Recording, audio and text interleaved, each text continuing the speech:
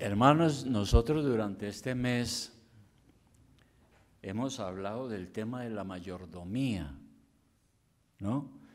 La idea es que hayamos aprendido bien qué es eso, ¿no?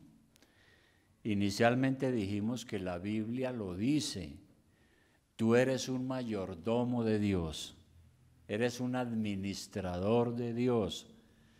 Tienes que rendir cuentas a Dios tarde que temprano, desde ya, de todo lo que el Señor le permita en esta vida, lo que permita hacer, lo que permita tener. De todo absolutamente tenemos que rendir cuentas al Señor. Entonces yo tengo que ser un buen administrador, un buen mayordomo de todo, de mi tiempo, de mi vida, de mi mente, de mi matrimonio, de mis hijos, de mi empleo, de mis negocios, de la iglesia, de todo absolutamente mi vida tengo que dar a Dios cuentas, porque soy su administrador. Y hoy es el último domingo que vamos a hablar de este tema. Y precisamente yo le he puesto a este sermón el título de ¿cuánto dar? ¿Por qué razón, hermano? Resulta que este asunto de las finanzas de la iglesia levanta muchas suspicacias, ¿no? Por ahí anda la gente diciendo que las iglesias son un montón de ladrones y que lo único que hacemos aquí es sacarle la plata a la gente. Y por eso digo que hay mucha suspicacia, y mucho más cuando hay tantas iglesias que están predicando de manera descarada las doctrinas de la prosperidad. ¿Qué enseñan esas doctrinas? Que usted, si se hace cristiano, nunca se va a enfermar, no va a ser pobre, va a ser rico, todo le va a ir muy bien y todo ese asunto, ¿no? Y de hecho hay pastores que son multimillonarios y que manipulan el fervor religioso, ¿no? Es verdad también, tristemente. Por eso algunos pastores, cuando tocan estos temas, invitan a otro colega. Hable usted a la iglesia de ese tema, porque es que yo no quiero hacerlo para no darle la impresión de que es que yo les estoy pidiendo la plata para que me sostengan. Pero mire, hermano, confiamos en que el Señor proveerá para las necesidades de la iglesia. Esto es del Señor. Este púlpito, esas bancas, todo esto es del Señor. Hoy estamos aquí, mañana no estamos. Podrá haber otro y todo sigue siendo del Señor. Y Él es el dueño y Él es el que va a proveer para la iglesia. Lo que debe preocuparnos a nosotros es que el Señor de pronto no nos bendiga porque nosotros no somos responsables. Si usted tiene un administrador en su casa o en su finca y ese administrador no es responsable, entonces usted lo termina destituyendo o no le da nada para que no lo despilfarre. Entonces, eso sí me preocupa, que nosotros en la iglesia no tengamos aspiraciones, ¿no? Y que no estemos listos a asumir el compromiso que Dios nos ha dado. ¿Cuál compromiso? Bueno, para ser buenos mayordomos de Dios hay unas cosas que son básicas, son claras. Primero, tenemos que estar predicando el evangelio con celo. Hacer todo lo posible para que el mensaje, este mensaje de las buenas nuevas sea predicado. Como dice en 2 de Tesalonicenses 3:3. Rápidamente vamos a mirar 2 de Tesalonicenses 3:3, lo que dijo el apóstol Pablo.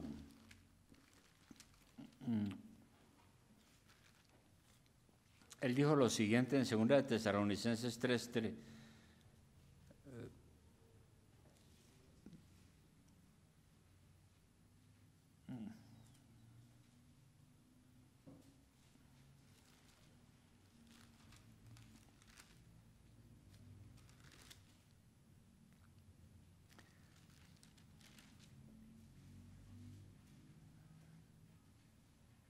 No sé si apunté mal la cita.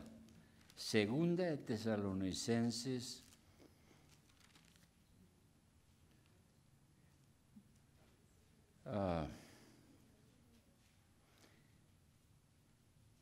Bueno, creo que es esta parte, si apunté mal la cita, pero dice lo siguiente: nosotros debemos dar gracias a Dios respecto a todos ustedes, hermanos, de que Dios los haya escogido desde el principio para salvación, mediante la santificación del Espíritu y de la fe en la verdad.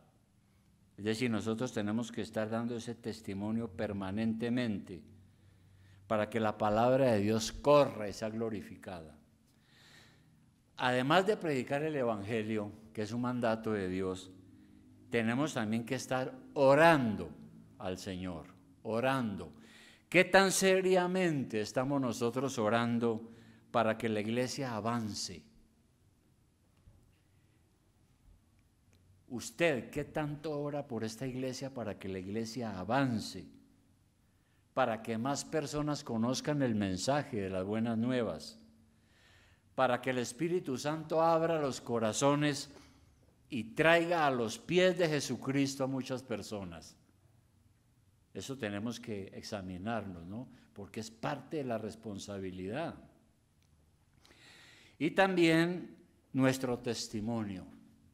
¿Qué clase de vida cristiana estamos viviendo para que los demás nos crean?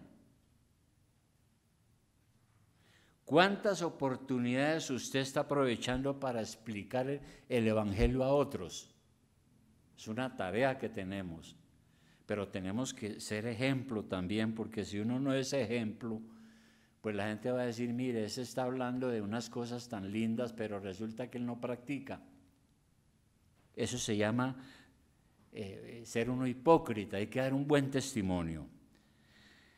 Si nos esforzamos en esta tarea, en esas tres cosas, predicar con celo, orar, dar testimonio, el Señor va a estar añadiendo a la iglesia los que por su gracia van siendo salvados. Es así. En Hechos 2:47 leamos algo. Hechos 2:47, Hechos de los Apóstoles. Hechos 2:47.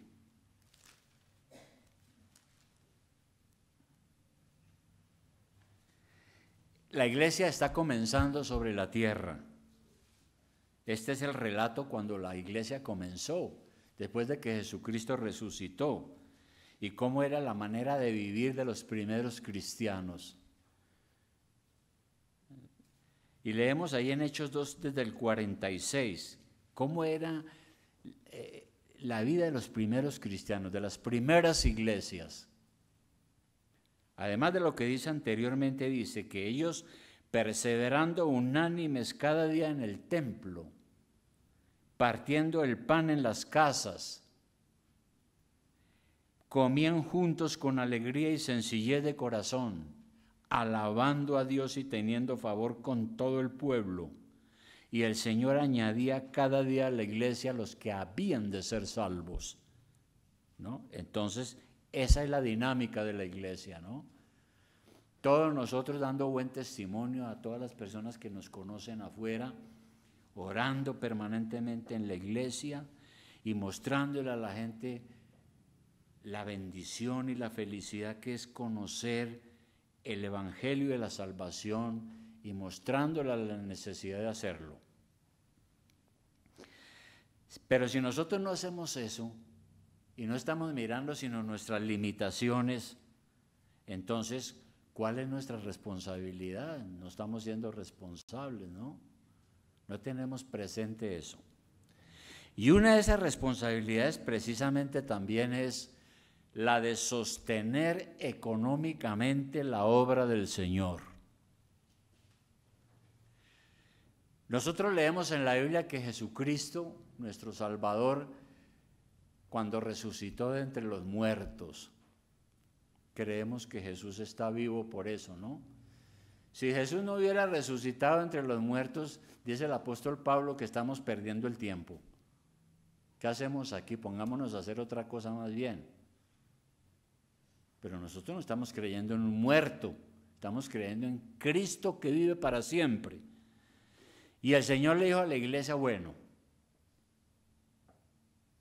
vayan por todo el mundo, prediquen este evangelio y funden iglesias, establezcan iglesias. Y bueno, los apóstoles hicieron eso. Predicaron el evangelio, mucha gente se empezó a convertir y empezaron a nacer iglesias, ¿no? Al principio eran en las casas, en la sala de la casa.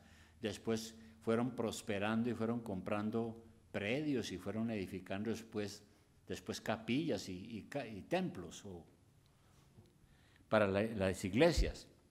Bueno, todo eso dijo el Señor, ¿no?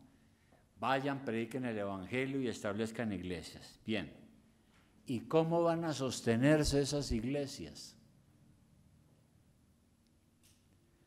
Nosotros vamos y predicamos, pero en este mundo todo necesita dinero. El Señor no dijo, vayan y funden iglesias y vivan por la fe.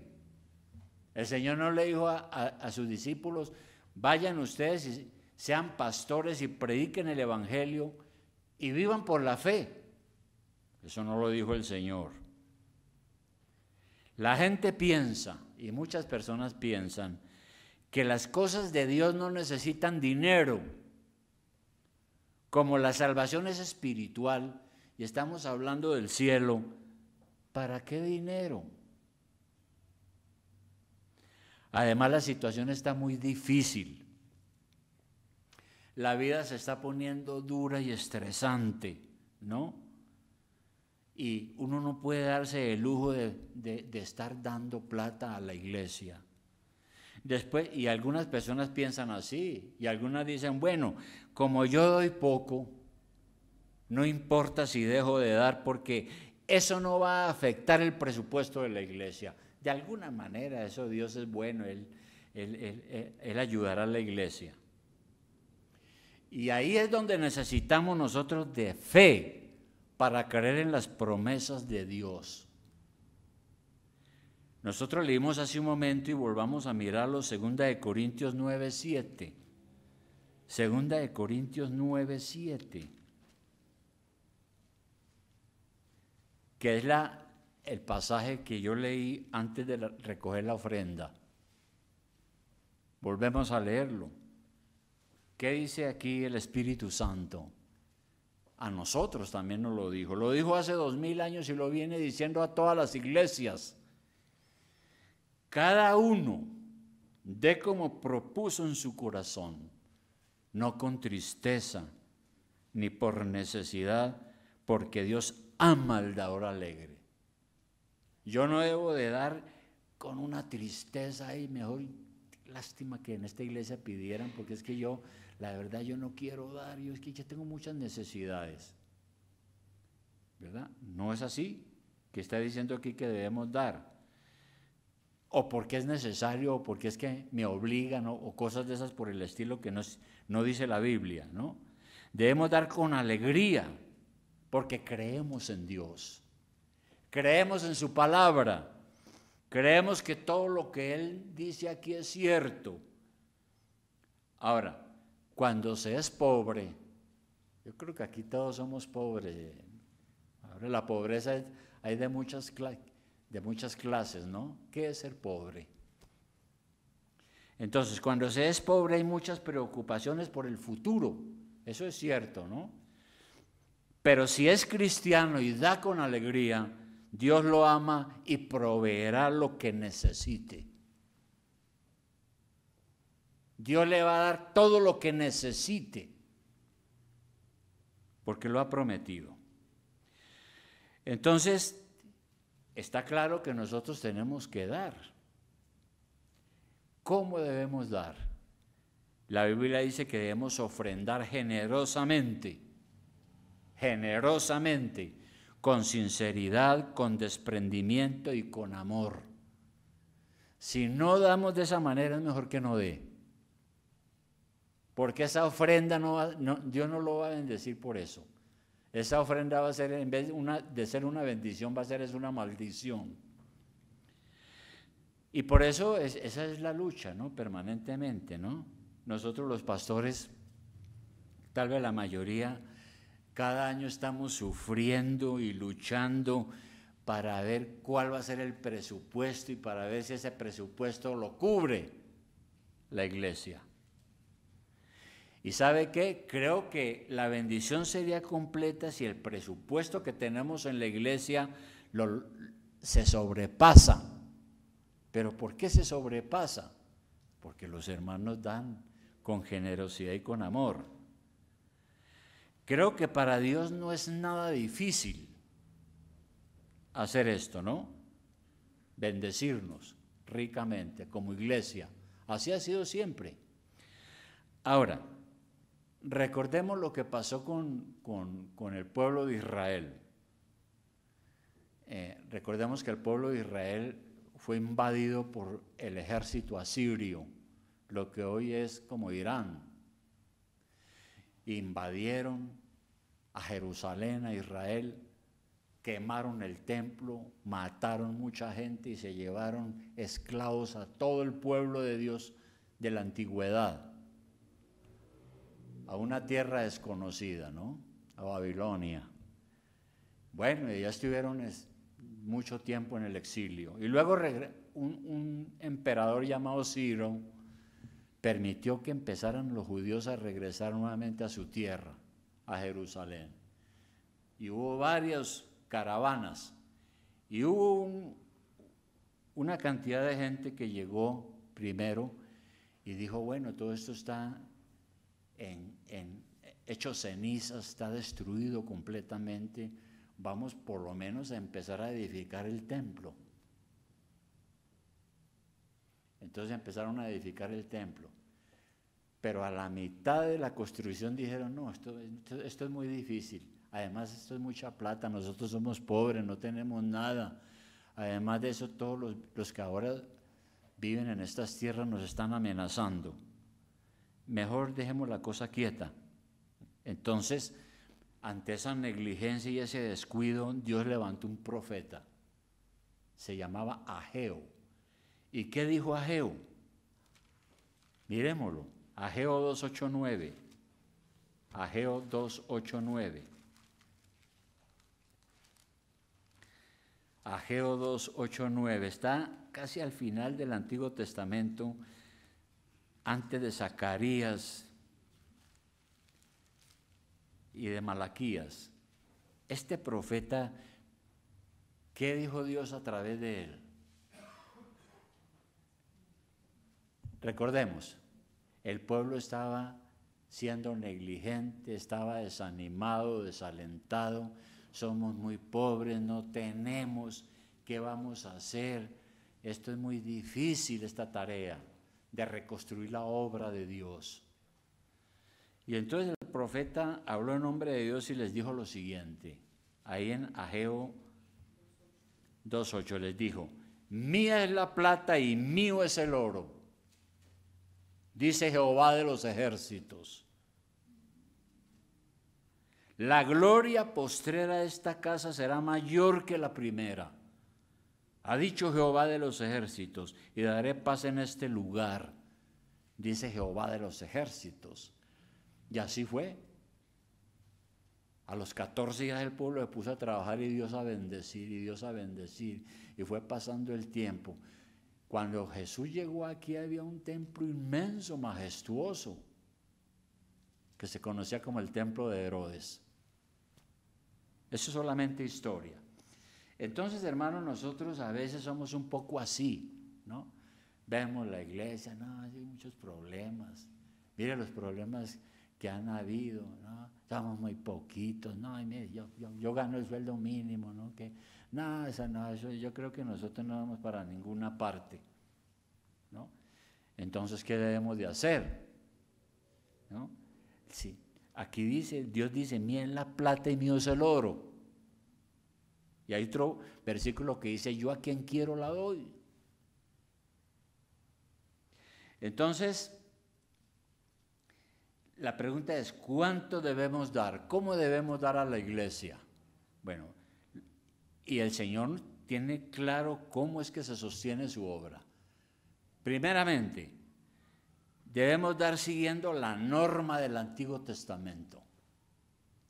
En el Antiguo Testamento Dios estableció normas y reglas claras sobre cómo era que el pueblo debería sostener el templo de Dios para adorarle. Y Dios estableció el diezmo en el Antiguo Testamento. Vamos a mirar Levítico 27:30. Levítico 27:30.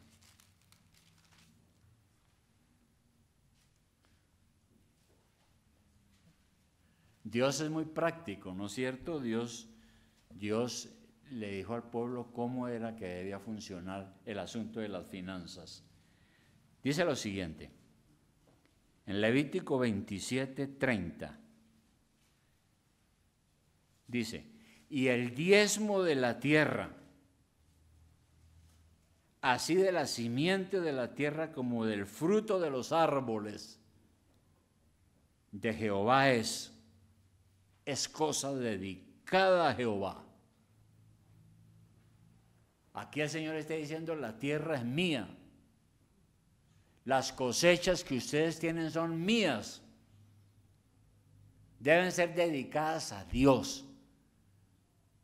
Y Dios lo que quiere decir es, yo sé que ustedes tienen que trabajar, hacer negocios, prosperar, producir, crecer, progresar, pero el diezmo me pertenece. Yo les dejo lo demás para que ustedes lo administren como mayordomos. ¿Y para qué era ese dinero, ese diezmo? Hasta de los frutos de la tierra. ¿Para qué era? Números 18:21. Números, el libro que sigue. Números 18:21. Números 18:21.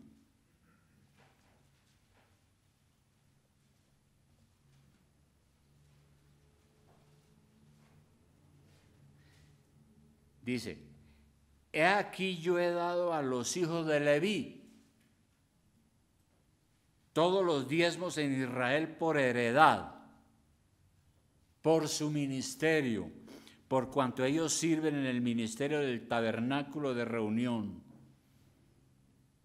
Y todos sabemos cómo fue eso. Si usted ha leído el Antiguo Testamento, sabe que cuando el pueblo de Israel llegó a los límites de la tierra prometida, y después cuando conquistó también la tierra prometida, Dios repartió la tierra a las 12 tribus de Israel. Entonces le dijo a la tribu de Zabulón tal área, a la tribu de Judá tal área, a todos los hijos de Israel. Y había un hijo que se llamaba Leví, y le dijo, usted no tendrá tierra. ¿Por qué? Dijo, porque ustedes serán los sacerdotes y los que oficiarán en mi templo, guiarán al pueblo en la enseñanza. Ustedes van a recibir por heredad el diezmo del pueblo de Israel. Y desde ese entonces todos los que servían en el tabernáculo de reunión y en el templo vivían de los diezmos que Dios había ordenado, y porque ellos eran de la tribu de Leví. Así era. Ahora, hoy no hay levitas, ¿no es cierto? Estamos en el Nuevo Testamento y Israel no es lo que era, se acabó. El Israel de ahora es otra cosa, pero ese no es tema de este mensaje. Hoy no hay levitas, pero sí hay pastores que sirven en la iglesia. La iglesia es el nuevo Israel de Dios, somos el nuevo pueblo de Dios. Y los pastores que sirven en la iglesia son siervos de Dios. Eso dice la Biblia. Y resulta que a veces en las iglesias y afuera en el mundo hay gente que pregunta, ¿al pastor se le paga? Y entonces cuando le decimos, o la iglesia le dice a alguien que no sabe, le dice, sí, al pastor se le paga. Ah, entonces él es un empleado, ¿no es cierto? Y mire, hermano, me parece bueno aclarar lo siguiente. Un cierto pastor de experiencia aconsejaba a otros pastores más jóvenes lo siguiente. Él les decía lo siguiente a los pastores más jóvenes que estaban comenzando: no dejen que sus iglesias los consideren como empleados, porque cuando hay empleados, los patronos tienden a ser tiranos. Así que la iglesia que se considera patrona puede ser tentada a ser tirana con su pastor. Y entonces decía ese pastor, ahora pues si el pastor es un empleado, entonces él tiene derecho a exigir y a hacer huelga, como todos los empleados y trabajadores. Pero no, hermano, los pastores son ministros al servicio del Señor. Dios es nuestro verdadero patrono para los pastores. Y en esto nosotros entonces vemos la sabiduría de Dios. Dios entonces estableció en el Antiguo Testamento, como ya lo vimos, una buena medida, el diezmo como mínimo. Y realmente era una ley también en el Antiguo Testamento, ¿no? Para que al pueblo no se le olvidara que todo le pertenece a Dios. Y realmente el pueblo de Israel, si usted lee la Biblia, dio más del diezmo, porque el pueblo de Israel daba ofrendas especiales, ofrendas voluntarias, otros sacrificios, y de esa manera eran generosos con Dios para sostener su obra. Así que, hermanos, nosotros hoy que somos el nuevo Israel, tenemos obligaciones como iglesia. Hay que ayudar a los necesitados, ¿no? Nosotros dijimos que, claro, aquí no es una casa de beneficencia, pero tenemos que ayudar a los necesitados cuando verdaderamente lo son. Tenemos que visitarlos y mirar la realidad. Eso es una obligación. Hay que pagar servicios, mantenimiento, internet, seguridad y por supuesto al pastor, hay que pagarlo. Eso es lo que decía el Antiguo Testamento, pero también nosotros tenemos como norma lo que Cristo enseñó. ¿Qué enseñó nuestro Señor Jesucristo? Algunos evangélicos enseñan que el diezmo, eso era solo para el Antiguo Testamento, eso era una ley del Antiguo Testamento. Hoy no estamos obligados a practicar ese legalismo porque hoy estamos bajo la gracia de Dios. Pero ¿sabe las personas que dicen eso qué es lo que están escondiendo?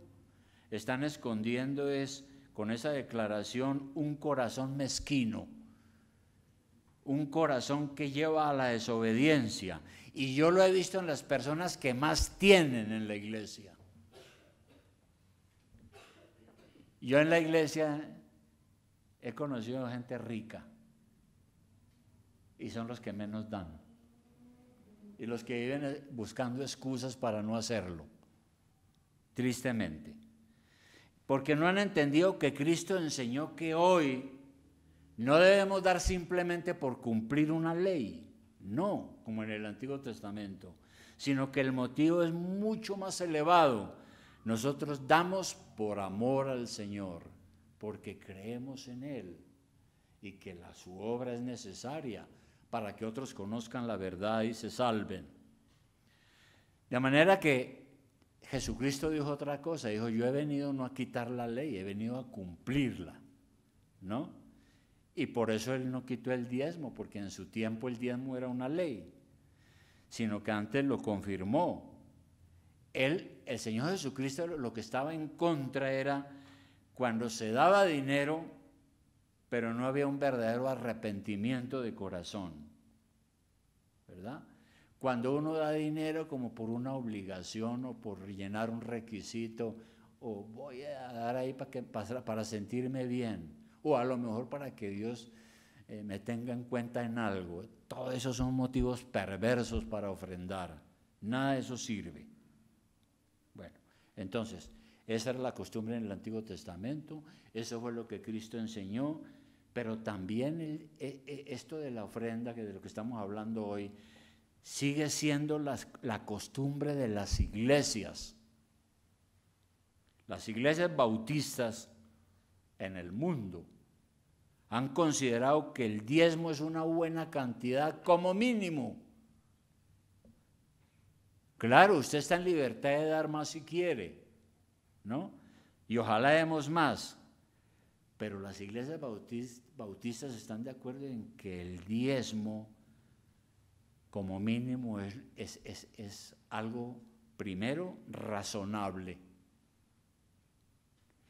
Si en la antigüedad los judíos bajo la ley dieron el diezmo, nosotros que ahora estamos bajo la gracia debemos dar menos o más. Vuelvo y lo repito, ¿no? En el Antiguo Testamento los judíos daban generosamente y si alguien no daba le decían, mira, aquí está la ley de Dios. En el Nuevo Testamento no tenemos esa ley, ¿de acuerdo?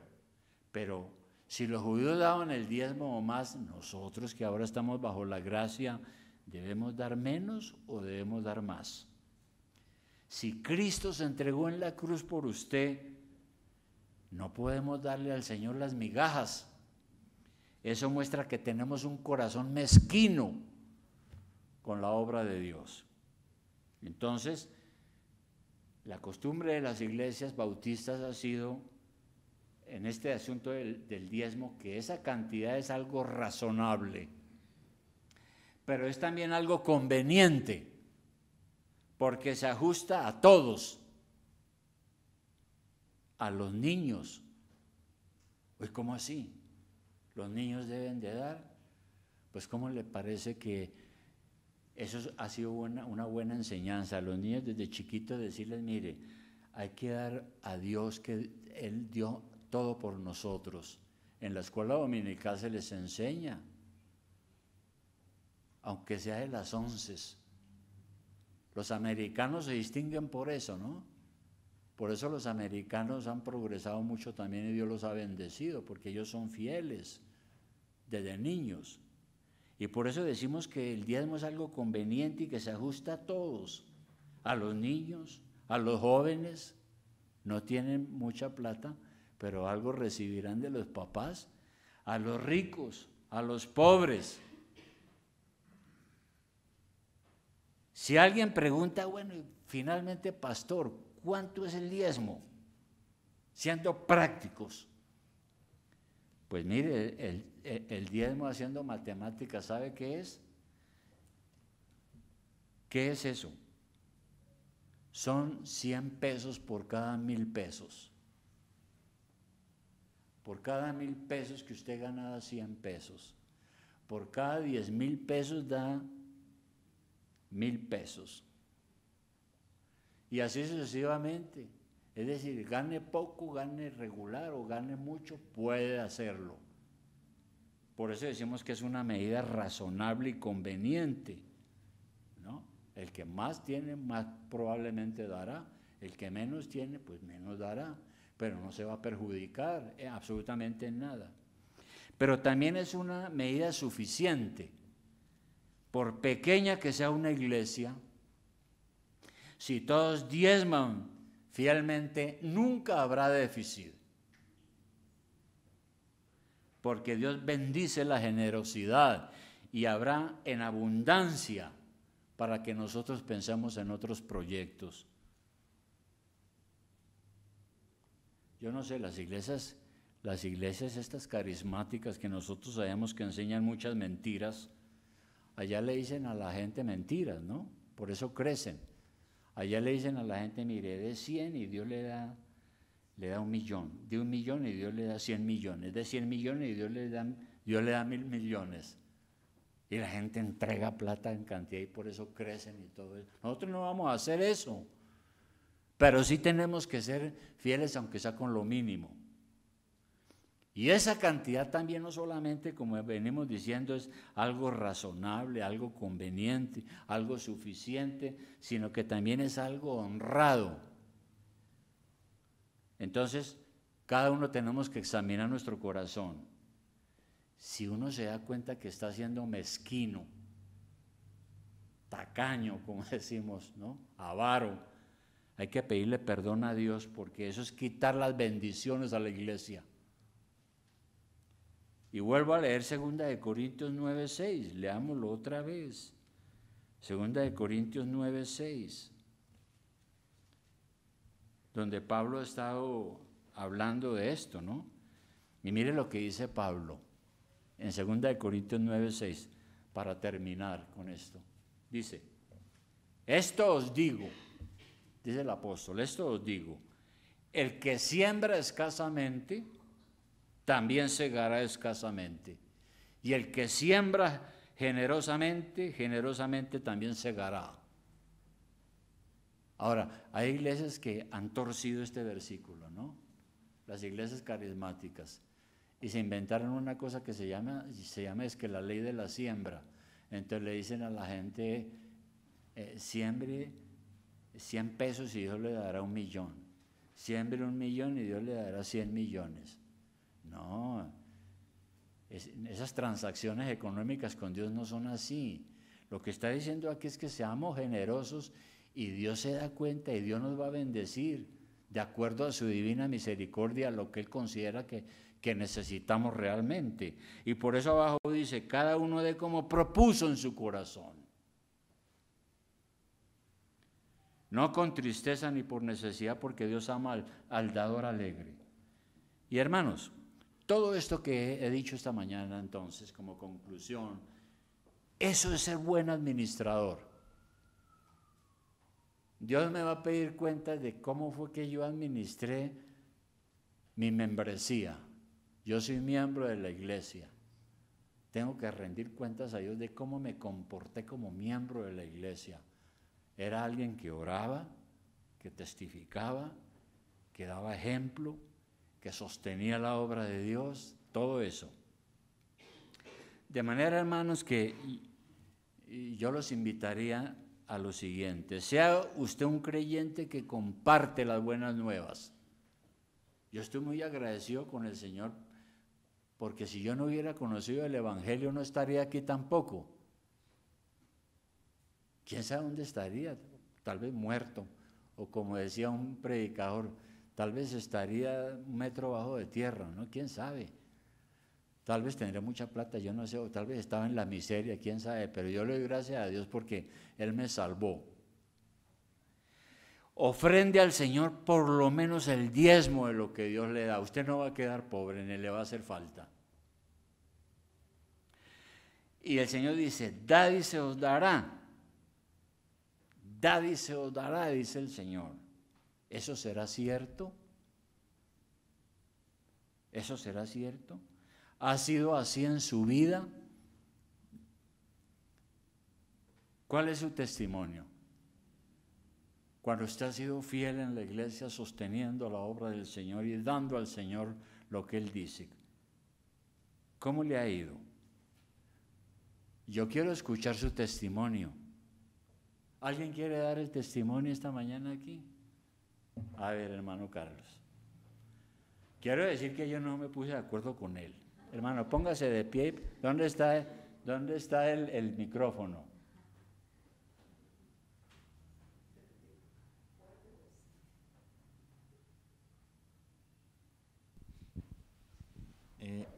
Pues hermanos, esto pues muchos lo saben, muchos lo han visto. Incluso antes de yo llegar aquí a la iglesia, tuve situaciones difíciles económicas, pero Dios siempre, desde antes de yo ser cristiano, hace 6 años, en mi casa nunca ha faltado nada. El Señor ha sido demasiado generoso con mi familia.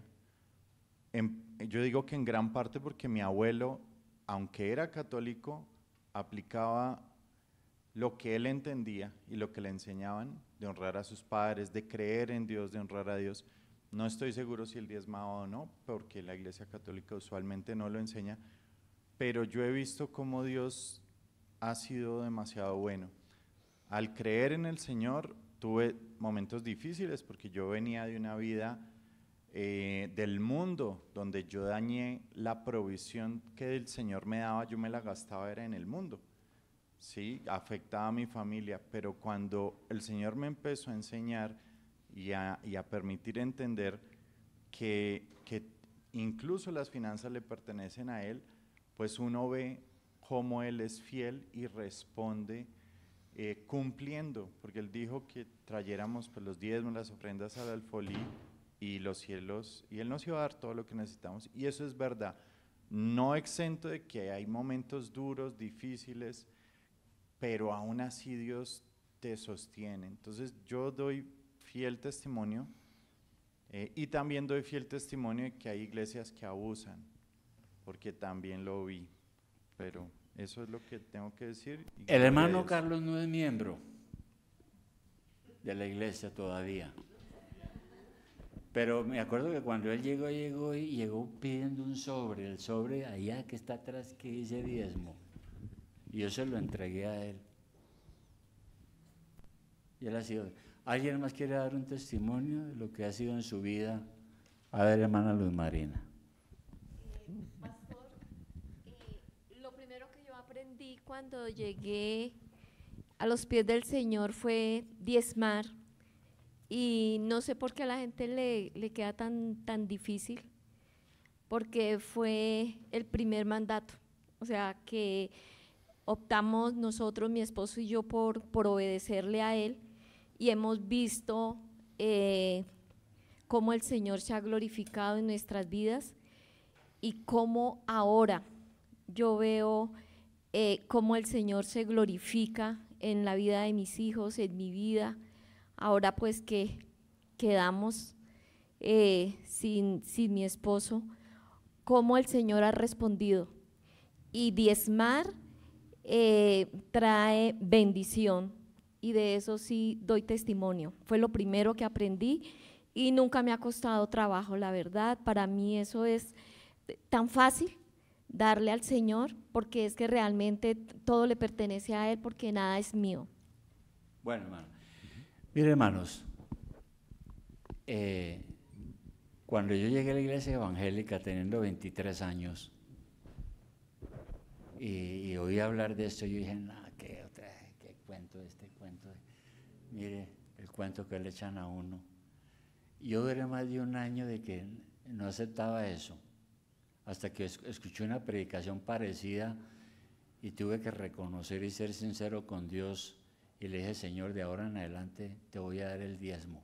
Hace 45 años, hablo delante de Dios, los mentirosos no pueden heredar el reino de Dios. Dios me puede matar a mí por decir mentiras. 45 años yo doy mi diezmo, un pacto que hice con Dios.